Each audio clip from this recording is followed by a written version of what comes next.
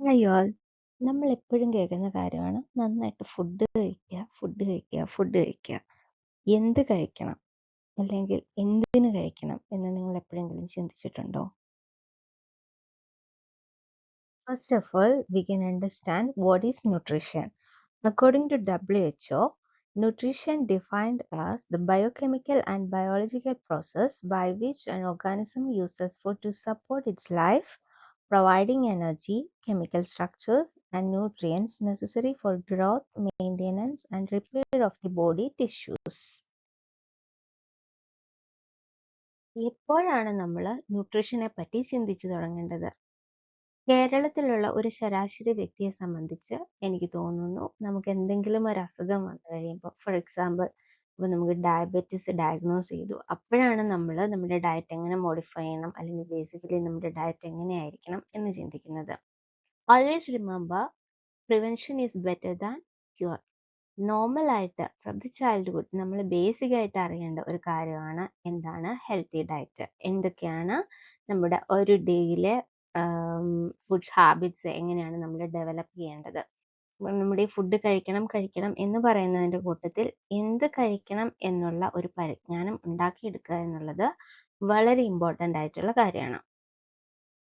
ഇനി നമുക്ക് അറിയില്ല എങ്ങനെയാണ് ഒരു വെൽ സ്ട്രക്ചേർഡ് ഡയറ്റ് ഉണ്ടാക്കിയെടുക്കേണ്ടത്, അല്ലെങ്കിൽ നമ്മുടെ ബോഡിക്ക് ആവശ്യമായിട്ടുള്ള ഒരു ഡയറ്റ് എങ്ങനെ ഡെവലപ്പ് ചെയ്യണം എന്ന് നമുക്കറിയില്ല എന്നുണ്ടെങ്കിൽ കേരളത്തിലെ ഒരു സ്ട്രക്ചർ അനുസരിച്ച് നമുക്ക് ക്ലിനിക്കൽ ന്യൂട്രീഷൻ ആൻഡ് ഡയറ്റിക്സ് ഡിപ്പാർട്ട്മെന്റിനെ സമീപിക്കാവുന്നതാണ്. അതേപോലെ തന്നെ ഗവൺമെന്റ് പ്രൊവൈഡ് ചെയ്യുന്ന സർട്ടൻ സർവീസസ് ഉണ്ട്. അതേപോലെ മെഡിക്കൽ ഓഫീസേഴ്സ് ഉണ്ട്. ഇവരെയൊക്കെ നമുക്ക് സമീപിക്കാവുന്നതാണ്. ഇനി ഗവൺമെന്റ് സെക്ടറിൽ തന്നെ അതിന് വേണ്ടിയിട്ട് സ്പെഷ്യലി ഡിസൈൻ ചെയ്ത പ്രോഗ്രാംസ് ഉണ്ട്. എല്ലാവർക്കും അറിയാവുന്നതാണ് അംഗൻവാടിയിൽ ഇപ്പോൾ കുട്ടികളെയൊക്കെ സംബന്ധിച്ച് അവർക്ക് എന്തൊക്കെ ഫുഡ് കൊടുക്കണം, എങ്ങനെ കൊടുക്കണം എന്നുള്ള കാര്യങ്ങളിലൊക്കെ അംഗൻവാടി ടീച്ചേഴ്സ് ഏറെക്കുറെ ക്ലാസ് കാര്യങ്ങളൊക്കെ കണ്ടക്ട് ചെയ്യാറുണ്ട്. So first one is anganwadi workers and auxiliary nurse midwives. അതേപോലെ തന്നെ സ്റ്റേറ്റ് ലെവൽ ഇനീഷ്യേറ്റീവ്സ് ഉണ്ട് നമുക്ക്. അത് മോണിറ്റേർഡ് ബൈ DHS കേരളയാണ്. അപ്പം ഇതൊക്കെയാണ് നമുക്ക് ട്രസ്റ്റ് ചെയ്ത് ഈ ഡയറ്റിക്സിന്റെ കാര്യത്തിലും അതേപോലെ തന്നെ ഡയറ്റിന്റെ കാര്യത്തിലൊക്കെ നമുക്ക് അപ്രോച്ച് ചെയ്യാവുന്ന ഓതറൈസ്ഡ് ആയിട്ടുള്ള ആളുകളും.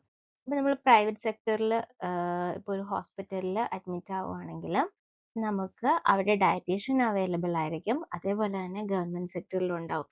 സിമ്പിളായിട്ട് നമുക്ക് ഈ ഡയറ്റീഷ്യൻ്റെ അപ്പോയിൻമെൻ്റ് എടുത്തിട്ട് ഡയറ്റീഷ്യനോട് നമുക്ക് ഇങ്ങനെ ഉള്ള കാര്യങ്ങളെ പറ്റിയൊക്കെയുള്ള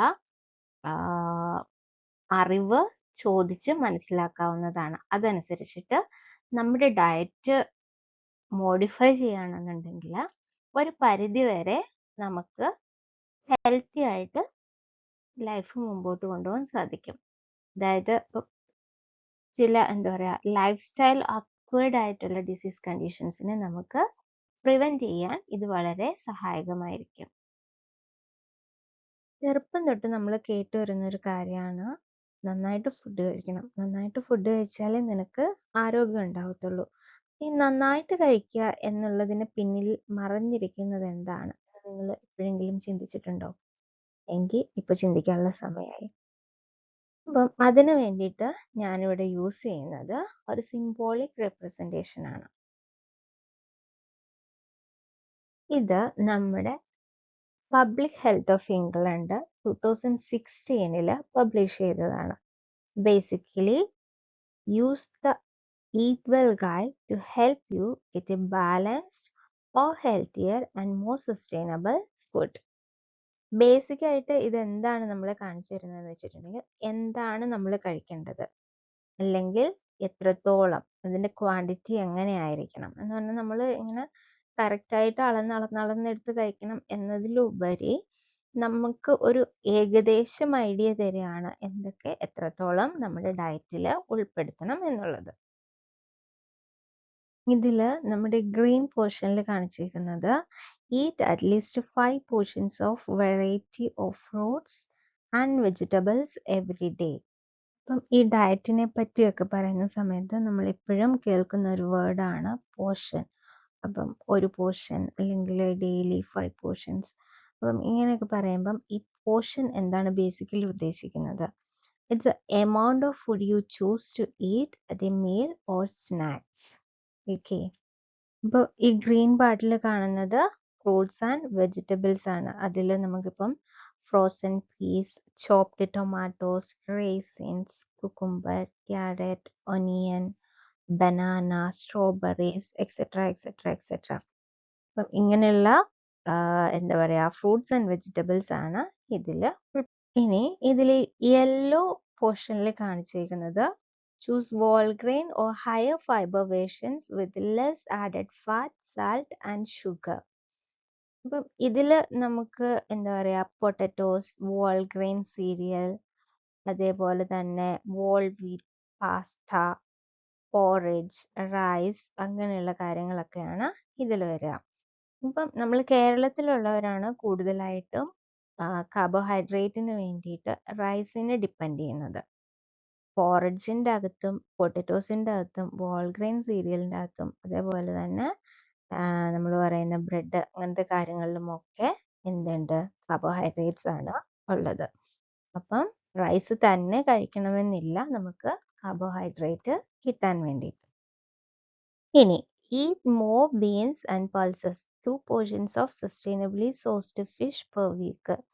അപ്പോൾ ആഴ്ചയിൽ എന്താ പറയുക, 2 പോർഷൻസ് ഒക്കെ നമ്മൾ എന്ത് ഉൾപ്പെടുത്തണം, ഫിഷ് നിർബന്ധമായിട്ടും നമ്മൾ നമ്മുടെ ഡയറ്റിൽ ഉൾപ്പെടുത്തണം. അതേപോലെ തന്നെ one of which is oily, eat less red and processed meet. Less red അതേപോലെ തന്നെ പ്രോസസ്ഡ് മീറ്റ് നമ്മുടെ ഡയറ്റിൽ ഉൾപ്പെടുത്താവുന്നതാണ്. അപ്പം അതിൻ്റെ അകത്ത് ഇപ്പോൾ പറയുകയാണെങ്കിൽ നമ്മൾ beans, lower salt and sugar beans നമുക്ക് യൂസ് ചെയ്യാം. ട്യൂണ, അതേപോലെ തന്നെ ചിക്ക് പീസ്, ലീൻ മീൻസ്, അങ്ങനെയുള്ള കാര്യങ്ങളൊക്കെ നമുക്ക് അതിൽ ഉൾപ്പെടുത്താവുന്നതാണ്. ഇനി അടുത്തതായിട്ട് നമ്മുടെ ഈ ബ്ലൂ ഷെയ്ഡിൽ കാണിച്ചിരിക്കുന്നത് ഡയറി ആൻഡ് ആൾട്ടർനേറ്റീവ്സ് ആണ്. അപ്പോൾ ഈ ഡയറി പ്രൊഡക്ട്സ് നമ്മൾ യൂസ് ചെയ്യുമ്പോൾ എപ്പോഴും choose lower fat and lower sugar portions. എല്ലാം നമുക്ക് ഉപയോഗിക്കാം. അതിൽ ഫാറ്റ് കണ്ടന്റ് കുറവുള്ള അല്ലെങ്കിൽ ഷുഗർ കണ്ടന്റ് കുറവുള്ള ഡയറി പ്രോഡക്ട്സ് അല്ലെങ്കിൽ ആൾട്ടർനേറ്റീവ്സ് നമുക്ക് യൂസ് ചെയ്യാവുന്നതാണ്.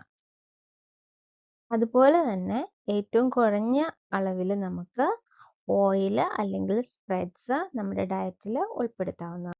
ഇനി water, lower fat milk, sugar free drinks including tea and coffee, ഇതെല്ലാം കൂടെ കൂട്ടി നമുക്ക് 6 to 8 ഗ്ലാസസ് ഒരു ഡേയിൽ കഴിക്കാവുന്നതാണ്. ഇനി ഫ്രൂട്ട് ജ്യൂസ് അതേപോലെ സ്മൂത്തീസ് ഇതൊക്കെ കഴിക്കുകയാണെങ്കിൽ പെർ ഡേ ഒരു 150 ml ലിമിറ്റിൽ നിർത്താൻ വേണ്ടി ശ്രദ്ധിക്കുക. ഇനി ഈ ലെഫ്റ്റ് സൈഡിൽ കാണിച്ചേക്കുന്ന നമ്മുടെ സോസ്, ക്രിസ്പ്, അങ്ങനെയുള്ള സ്നാക്സ്, ബിസ്ക്കറ്റ്സ്, ഇങ്ങനത്തെ കാര്യങ്ങളൊക്കെ നമ്മൾ less often and in small എമൗണ്ട്സിൽ സേവ് ചെയ്യുക. അതായത് ഇതൊക്കെ നമുക്ക് കഴിക്കാം, പക്ഷെ ഇതൊക്കെ എങ്ങനെയായിരിക്കണം, ലെസ് ക്വാണ്ടിറ്റിയിലും ലെസ് ഫ്രീക്വൻ്റ് ആയിട്ടും ആയിരിക്കണം. പെർ ഡേ ഒരു ശരാശരി ഫീമെയിലിനെ സംബന്ധിച്ചിടത്തോളം അവരുടെ ബോഡിക്ക് 2000 kcal ആണ് അല്ലെങ്കിൽ കിലോ കലോറി എനർജി ആണ് ആവശ്യമുള്ളത്, കാലറിക് ഇൻടേക്ക്. ഓക്കെ, ഇനി ഒരു അഡൾട്ട് മെയിലിനെ സംബന്ധിച്ചിടത്തോളം 2500 കിലോ കലോറി ഇൻടേക്ക് ആവശ്യമാണ്. ഓക്കെ, അപ്പോൾ ഈ ഇപ്പം ഈ 2500 kcal എന്ന് പറയുന്നത് നമ്മൾ കഴിക്കുന്ന വോൾ ഫുഡിൽ നിന്നും ഡ്രിങ്ക്സിൽ നിന്നും കൂടി രണ്ടും കൂടി കമ്പൈൻ ചെയ്തിട്ടാണ് ആവറേജ്, അതായത് ഹെൽത്തി ആയിട്ട് ഉള്ള നോർമൽ ആയിട്ടുള്ള ഒരു വ്യക്തിക്ക് ഇത്രയും കലോറിക് ഇൻടേക്ക് ഉണ്ടാവേണ്ടത്. ഓക്കെ, അല്ലാതെ നമ്മുടെ ഫ്ലൂയിഡ് ഇൻടേക്കിൽ വരുന്നത് വേറെയും ഫുഡ് ഇൻടേക്കിൽ വരുന്നത് വേറെ ആയിട്ടല്ല കാൽക്കുലേറ്റ് ചെയ്യുന്നത്. ഓൾ ടുഗദർ നമുക്ക് ഫീമെയിൽ ആണെങ്കിൽ 2000 kcal, മെയിൽ ആണെങ്കിൽ 2500 kcal ആവശ്യം. ഇനി നമ്മൾ എപ്പോഴും എന്ത് ഫുഡ് ഐറ്റംസ് വാങ്ങുമ്പോഴും മിക്കപ്പോഴും അതിൻ്റെ പുറത്ത് ഈച്ച് സെർവിങ്സിൽ എന്തൊക്കെയാണ് അതിൽ അടങ്ങിയിരിക്കുന്നതെന്ന് അവർ ലിസ്റ്റ് ചെയ്തിട്ടുണ്ടാവും. അപ്പം ഇത്രയും നാൾ നിങ്ങളത് വായിച്ചു നോക്കിയിട്ടില്ല എന്നുണ്ടെങ്കിൽ ഇനിയൊരു സാധനം വാങ്ങുമ്പോൾ അത് നിങ്ങൾ വായിച്ചു നോക്കുക. അതിലവർ കറക്റ്റായിട്ട് പറഞ്ഞിട്ടുണ്ടാവും എത്രത്തോളം എനർജിയാണ് അതിലുള്ളത്, ഫാറ്റ് എത്രത്തോളം ഉണ്ട്, സാച്ചുറേറ്റ്സ്, ഷുഗർ, സാൾട്ട് ഇതൊക്കെ എത്രത്തോളം ഉണ്ടെന്ന് അവർ ഇൻക്ലൂഡിങ് പെർസെൻറ്റേജ് അതിൽ മെൻഷൻ ചെയ്തിട്ടുണ്ടാവും.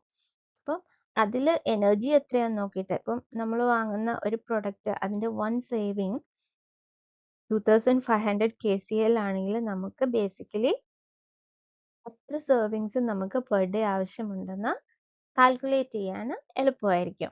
ഇനിയിപ്പോൾ നമുക്ക് അങ്ങനെ കറക്റ്റായിട്ടൊന്നും അറിയില്ല, അങ്ങനെ ലേബിൾ ചെയ്തൊന്നും വരുന്ന സാധനങ്ങളല്ല നമ്മൾ യൂസ് ചെയ്യുന്നതെങ്കിൽ എന്ത് ചെയ്യുക, അപ്രോക്സിമേറ്റ്ലി ഇത്ര ക്വാണ്ടിറ്റിയിലാണ് നമ്മുടെ ഡയറ്റ് പോകേണ്ടതെന്ന് ഈ ഒരു സിംബോളിക് റെപ്രസെൻറ്റേഷൻ വെച്ചിട്ട് മനസ്സിലാക്കുക. ഇപ്പം ഇത് നമ്മളിപ്പം ഇതെല്ലാം ഇങ്ങനെ എപ്പോഴും ഓർത്തിരിക്കണം എന്നൊന്നുമില്ല. അപ്പം എന്ത് ചെയ്യണമെന്ന് വെച്ചാൽ ഇത് നമുക്ക് ഈവൻ ഇൻ ആമസോണിലൊക്കെ അവൈലബിൾ ആണ്. ഈ ലേബൽ നമുക്ക് വാങ്ങിയിട്ട് അല്ലെങ്കിൽ ഈ ഗൈഡ് വാങ്ങിയിട്ട് നമുക്ക് നമ്മുടെ കിച്ചണിൽ അതേപോലെ തന്നെ ഡൈനിങ് ടേബിളിൻ്റെ ഭാഗത്തായിട്ട് ഇപ്പം വോളിലൊക്കെ സ്റ്റിക്ക് ചെയ്ത് വെച്ചാൽ നമുക്ക് ഇപ്പം നമ്മൾ എല്ലാവരും എസ്പെഷ്യലി ലേഡീസ് ഡെയിലി ചിന്തിക്കുന്ന കാര്യമാണ് നാളെ എന്ത് ബ്രേക്ക്ഫാസ്റ്റ് ഉണ്ടാക്കണം, നാളെ എന്ത് ലഞ്ചിന് കരുതണം, ഇതൊക്കെ. അപ്പം എന്ത് കരുതണം എന്നതിൻ്റെ കൂടെ ഹെൽത്തി ആയിട്ട് എൻ്റെ ഫാമിലിനെ നോക്കാൻ വേണ്ടി ഞാൻ എന്തൊക്കെ ഡയറ്റിൽ ഉൾപ്പെടുത്തണം എന്ന് ഒന്ന് മാറ്റി ചിന്തിച്ചാൽ കുറച്ചും കൂടി നന്നായിരിക്കുമെന്ന് എനിക്ക് തോന്നുന്നു. Now we can go through principles of healthy diet. First we can see what are healthy diets. Based on researches and studies, Agriculture Organization of the United Nations and the World Health Organization together, they explains what is healthy diet. An adequate diet is one that meets without exceeding nutrient requirements specific for age, gender, body size and body composition, levels of physical activity, physiological status, for example, pregnancy and disease conditions. സിമ്പിളായിട്ട് പറയുകയാണെങ്കിൽ ഒരു healthy diet എന്ന് പറയുന്നത് നമ്മുടെ ശരീരത്തിന് ആവശ്യമായ nutritional റിക്വയർമെൻറ്റ്സിനെ meet ചെയ്യണം, അതേസമയം അത് എക്സീഡ് ചെയ്യാനും പാടില്ല. ഇനി ഏജ് സ്പെസിഫിക് ആയിരിക്കണം. ഇപ്പോൾ 3 years ഉള്ള ബേബിക്ക് കൊടുക്കുന്ന ഫുഡ് ആയിരിക്കില്ല നമ്മൾ ഇപ്പം 6 to 8 അല്ലെങ്കിൽ ടീനേജിലുള്ള ഒരു വ്യക്തിയെ സംബന്ധിച്ച് എടുക്കേണ്ട കലോറിക് ഇൻടേക്ക്. ഇപ്പം ഇത് സ്പെസിഫിക് ഫോർ ഏജ് ആണ്, ജെൻഡർ ആണ്. ഫീമെയിൽസിനെ സംബന്ധിച്ചിടത്തോളം 2000 kcal മതിയെങ്കിൽ അഡൾട്ട് മെയിലിനെ സംബന്ധിച്ചിടത്തോളം 2500 kcal എനർജി ആവശ്യമാണ്. അപ്പം ജെൻഡർ അനുസരിച്ചും ഏജ് ഗ്രൂപ്പ് അനുസരിച്ചും നമ്മുടെ ശരീരത്തിൻ്റെ ന്യൂട്രീഷണൽ റിക്വയർമെൻറ്റ്സ് വേരി ചെയ്യുന്നു. അതോടൊപ്പം നമ്മുടെ body size, body composition, physical activity. ചില ആളുകൾ ഒരുപാട് വർക്ക് ചെയ്യുന്നുണ്ടാവും. അപ്പം അവർക്ക് ആ വർക്ക് ചെയ്യുന്നതിനനുസരിച്ച് അവരുടെ ഫിസിക്കൽ ആക്ടിവിറ്റി കൂടുന്നതനുസരിച്ച് കൂടുതൽ എനർജി ആവശ്യമായിട്ട് വരും. അതുപോലെ തന്നെ വരുന്ന മറ്റൊരു കാര്യമാണ് ഫിസിയോളജിക്കൽ സ്റ്റേറ്റസ്. ഇപ്പം ഫോർ എക്സാമ്പിൾ നമ്മൾ പറഞ്ഞു പ്രഗ്നൻസി. അപ്പം എല്ലാ സമയത്തും ഈവൻ ഈ കാര്യങ്ങളെല്ലാം ഒരുമിച്ച് വന്നാൽ പോലും ഡിഫറെൻ്റ് ആയിട്ടുള്ള എൻ്റെ ഡയറ്ററി ഇൻടേക്ക് ആയിരിക്കില്ല നെക്സ്റ്റ് പേഴ്സൻ്റേത്. അതെപ്പോഴും നമ്മുടെ ഫിംഗർ പ്രിന്റ് ഡിഫറെൻ്റ് ആണെന്ന് പറയുന്ന പോലെ തന്നെ നമ്മുടെ ബോഡിയുടെ ഡയറ്ററി റിക്വയർമെൻറ്റ്സും ഡിഫറെൻ്റ് ആണ്. ഇനി ഒരു ഡിസീസ് കണ്ടീഷൻ വരുമ്പോൾ ആ കണ്ടീഷൻ അനുസരിച്ച് നമ്മുടെ ഡയറ്ററി റിക്വയർമെൻറ്റ്സ് മാറും. ബോഡി റിപ്പയർ ചെയ്യാൻ വേണ്ടിയിട്ട്, അല്ലെങ്കിൽ ഇപ്പം ഡയബറ്റീസ് ഒക്കെ ആണെങ്കിൽ നമുക്കറിയാം ലോ ഷുഗർ ഡയറ്റ് നമ്മൾ പ്രിഫർ ചെയ്യും. അപ്പം അങ്ങനെ ഈ സർട്ടൻ ഫാക്ടേഴ്സ് ഒക്കെ വെച്ചിട്ട് നമ്മുടെ ഡയറ്ററി ഇൻടേക്ക് അല്ലെങ്കിൽ നമ്മുടെ ബോഡിയുടെ ഡയറ്ററി നീഡ്സ് ഡിഫറെൻ്റ് ആണ്. It's different for all individuals. നമ്മുടെ ബോഡിക്ക് ആവശ്യമായിട്ടുള്ള എസെൻഷ്യൽ ന്യൂട്രിയൻസ് ഇത് നമ്മുടെ ബോഡിക്ക് സിന്തസൈസ് ചെയ്യാൻ പറ്റുന്നതും പറ്റാത്തതുമുണ്ട്. തമാശ ആയിട്ടുള്ള എന്താന്ന് വെച്ചിട്ടുണ്ടെങ്കിൽ മോസ്റ്റ് ഓഫ് ദി എസെൻഷ്യൽ ന്യൂട്രിയൻസും നമ്മൾ കാലറിക് ഇൻടേക്കിൽ നിന്നാണ് കിട്ടുന്നത്. ബോഡിക്ക് അതിനെ സിന്തസൈസ് ചെയ്യാനുള്ള കഴിവില്ല. അപ്പോൾ നമ്മുടെ ഡയറ്റിൽ നിന്നാണ് നമ്മുടെ ശരീരത്തിന് ഈ എസെൻഷ്യൽ ന്യൂട്രിയൻസ് കിട്ടുന്നത്. For instance essential amino acids, essential fatty acids, ഇതേപോലെ തന്നെ most of the vitamins and minerals. ഈ എസെൻഷ്യൽ ന്യൂട്രിയൻസ് എല്ലാം നമ്മുടെ ബോഡിയുടെ വൈറ്റൽ ആയിട്ടുള്ള പല ഫങ്ഷൻസിലും ഗ്രേറ്റ് റോള് വഹിക്കുന്നുണ്ട്. Growth and development of the brain, അതേപോലെ തന്നെ നമ്മുടെ ഫീറ്റസിന്റെ ഡെവലപ്മെന്റ്, യങ് ഇൻഫാൻസിന്റെ ഡെവലപ്മെന്റ്, ഇതിലൊക്കെ എസെൻഷ്യൽ വൈറ്റമിൻസിനും മിനറൽസിനും വൈറ്റൽ റോൾ ഉണ്ട്. ഈ എസെൻഷ്യൽ ന്യൂട്രിയൻസിന്റെ ഇനാഡിക്വേറ്റ് ആയിട്ടുള്ള ഇൻടേക്ക് അല്ലെങ്കിൽ ഡെഫിഷ്യൻസി നമുക്ക് കോമൺ ആയിട്ട് അറിയാവുന്ന, അപ്പോൾ for example scurvy, vitamin C deficiency ഉണ്ടാവുന്ന അസുഖമാണ് സ്കർവി എന്ന് പറയുന്നത്. അതേപോലെ തന്നെ ഗോയിറ്റർ, അയഡിൻ ഡെഫിഷ്യൻസി ഉണ്ടാവുന്ന സമയത്ത് ഉണ്ടാവുന്നതാണ് ഗോയിറ്റർ. അപ്പം ഇങ്ങനെയുള്ള പല മേജർ ഡിസീസ് കണ്ടീഷൻസിലേക്കും ഈ എസെൻഷ്യൽ ന്യൂട്രിയൻസിന്റെ ഡെഫിഷ്യൻസി ലീഡ് ചെയ്യുന്നു. അതുപോലെ തന്നെ നമ്മുടെ growth and development, immune function, immune സിസ്റ്റത്തിന്റെ ഫങ്ഷൻ, ബ്രെയിൻ ഡെവലപ്മെന്റ്, ഇതിനെയെല്ലാം ഈ ന്യൂട്രിയൻസിന്റെ ഇംപയർമെന്റ് അഫക്റ്റ് ചെയ്യുന്ന കാര്യമാണ്. അത് നമുക്ക് ഓൾമോസ്റ്റ് നമ്മൾ ചൈൽഡ്ഹുഡ് തൊട്ട് നമുക്ക് കേൾക്കുന്ന കാര്യമാണ്, നമുക്കറിയാവുന്ന കാര്യമാണ്. എന്നിരുന്നാലും എത്രത്തോളം നമ്മൾ നമ്മുടെ ഡയറ്റിനെ സീരിയസ് ആയിട്ട് കൈകാര്യം ചെയ്യുന്നു എന്നുള്ളത് സ്വയം നമ്മൾ ക്വസ്റ്റ്യൻ ചെയ്യേണ്ട കാര്യമാണ്. 0 to 6 months നമ്മളെപ്പോഴും ന്യൂട്രിയൻസ് നമ്മുടെ ബ്രസ്റ്റ് ഫീഡിങ് വഴി എസ്റ്റാബ്ലിഷ് ചെയ്യാനാണ് WHO റെക്കമെൻഡ് ചെയ്യുന്നത്. ഇനി 6 months ഓഫ് ഏജ് തൊട്ട് നമുക്ക് കുട്ടികളുടെ ഭക്ഷണത്തിൽ ആനിമൽ സോഴ്സ് ഫുഡ്സ് ഒക്കെ ഇൻക്ലൂഡ് ചെയ്യാൻ പറ്റും. അത് ഹൈ ക്വാളിറ്റി പ്രോട്ടീൻസും അതേപോലെ തന്നെ വൈറ്റമിൻസും മിനറൽസും ഒക്കെ അടങ്ങിയ ഫുഡാണ്. അപ്പോൾ 6 months തൊട്ട് WHO പറയുന്ന അനുസരിച്ച് നമുക്ക് ബ്രസ്റ്റ് ഫീഡിങ്ങിൻ്റെ കൂടെ തന്നെ ആനിമൽ സോഴ്സ്ഡ് ആയിട്ടുള്ള ഫുഡ്, അതായത് അൺപ്രോസസ്ഡ് മീറ്റ്, ഫിഷ്, എഗ്ഗ്, ഇതൊക്കെ അവരുടെ ഡയറ്റിൽ നമുക്ക് ഉൾപ്പെടുത്താം.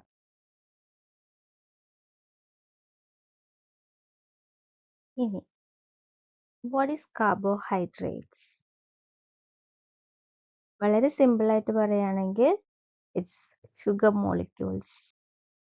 Carbohydrates are sugar molecules and one of the 3 main nutrients found in foods alongside proteins and fats. അപ്പോൾ ഇവിടെ ഹെൽത്തി ആയിട്ടുള്ള കാർബോഹൈഡ്രേറ്റ്സ്, ഇത് ഒരു എക്സാമ്പിൾ ആണ്.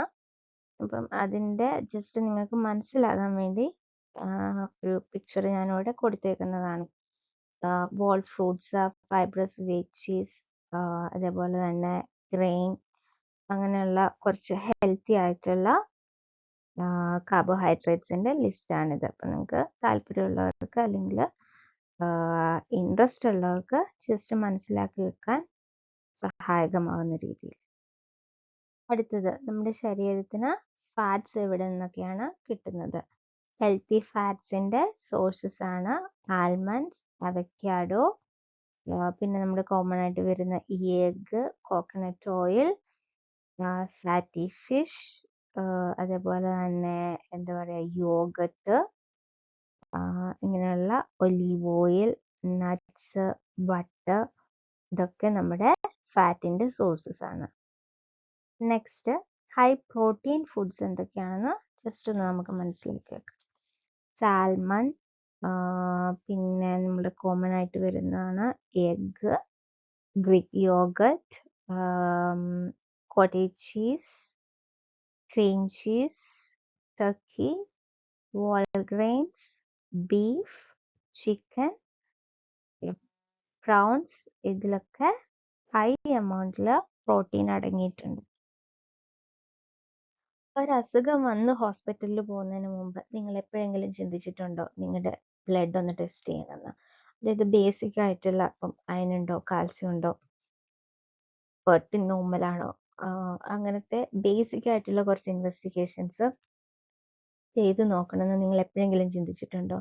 ഇപ്പം ഹോസ്പിറ്റൽസ് ഒക്കെ ഹെൽത്ത് പാക്കേജ് കാര്യങ്ങളൊക്കെ ഇടുന്നുണ്ട്.